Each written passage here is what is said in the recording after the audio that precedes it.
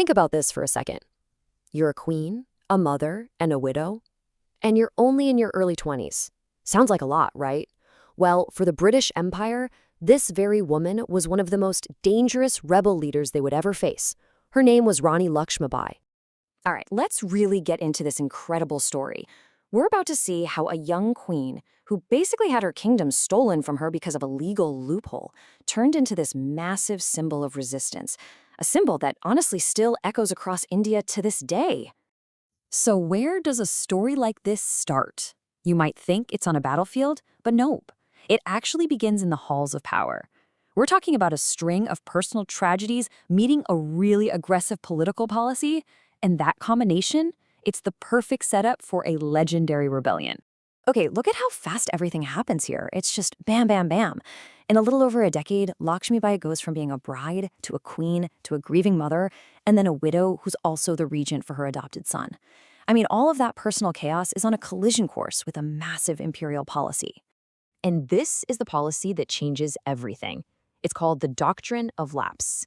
And you have to understand, the British East India Company used this as basically a legal excuse to just take over Indian states. So because Lakshmibai's son was adopted and not a quote-unquote natural heir, her kingdom of Jhansi was a prime target. It was right in their crosshairs. And listen to this. These are the actual dying words of her husband. He's literally pleading with the British East India Company. He's saying, hey, recognize my adopted son as the heir and my wife as the ruler. It's just this raw, personal appeal against this cold, unbending imperial rule. But it didn't work. It was no use. The British Governor-General, a guy named Lord Dalhousie, just flat out rejected everything. Lakshmibai tried it all. She pointed to existing treaties, she brought up Hindu law and tradition, and it was all just ignored. So just like that, Jhansi was annexed. They offered her a pension and told her to pack her bags and leave the fort.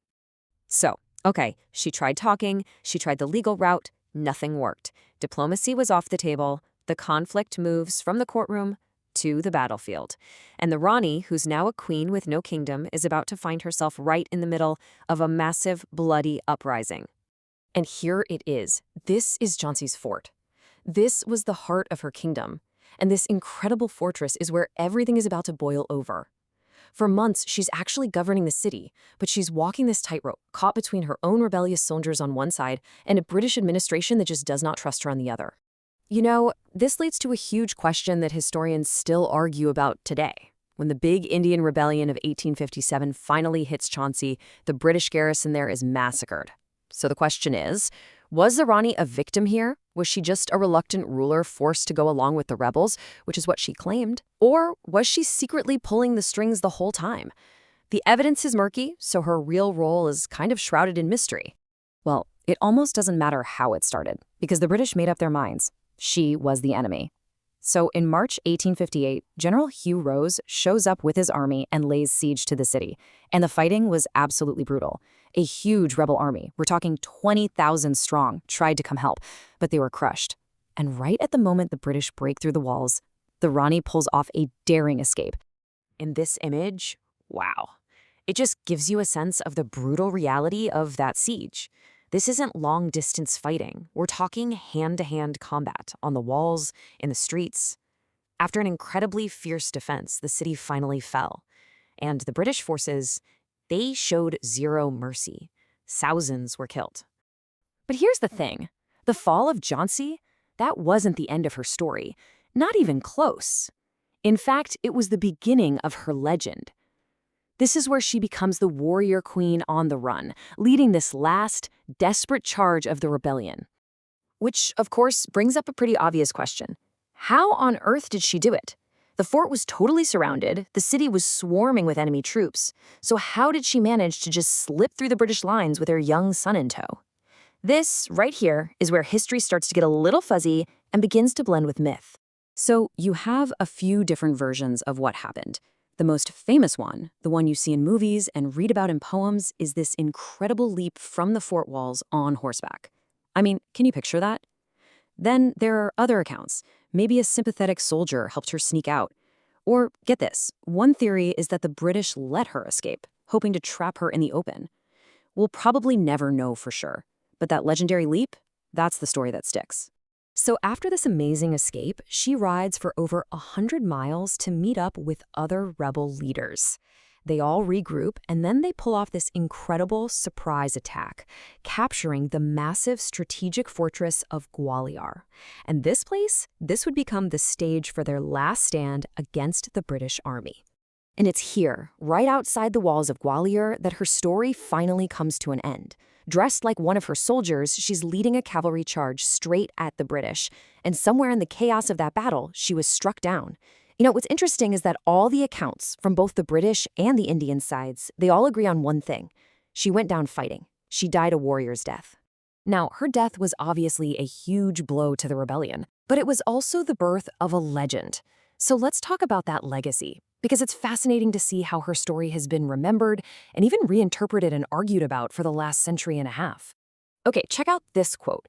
What makes this so incredibly powerful is who said it. This isn't some fan or a follower. This is from Major General Hugh Rose, the British commander who actually defeated her. And he called her remarkable for her beauty, cleverness, and perseverance, the most dangerous of all the rebel leaders, and the best and bravest of the rebels. I mean, coming from your enemy, that says everything. It completely cements her reputation as this formidable warrior. But inside India itself, her legacy is, well, it's complicated. For Indian nationalists, she's the ultimate symbol of resistance, right? Kind of like an Indian Joan of Arc fighting for freedom. But then you have this counter-narrative from Dalit communities. From their perspective, she's seen as part of the upper caste power structure. So they tend to focus on their own heroines from the rebellion, like a woman named Bai. And in some versions of the story, it's actually Bai who disguised herself as the Rani to help her escape. And today, you can't miss her official legacy in modern India. I mean, it's everywhere. This statue here marks the very spot where she fell in Gwalior. Her face has been on postage stamps. There are countless streets, universities, you name it, all named in her honor. She's a constant, visible reminder of this incredible story. So that leaves us with this big question, doesn't it? How do we see her? Was she a reluctant rebel pushed into a fight she didn't want?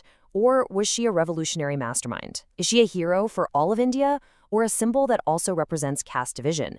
The very fact that we are still asking these questions today just shows how powerful and relevant her story is. It really forces us to think about what makes someone a hero, and maybe, more importantly, who gets to tell that story.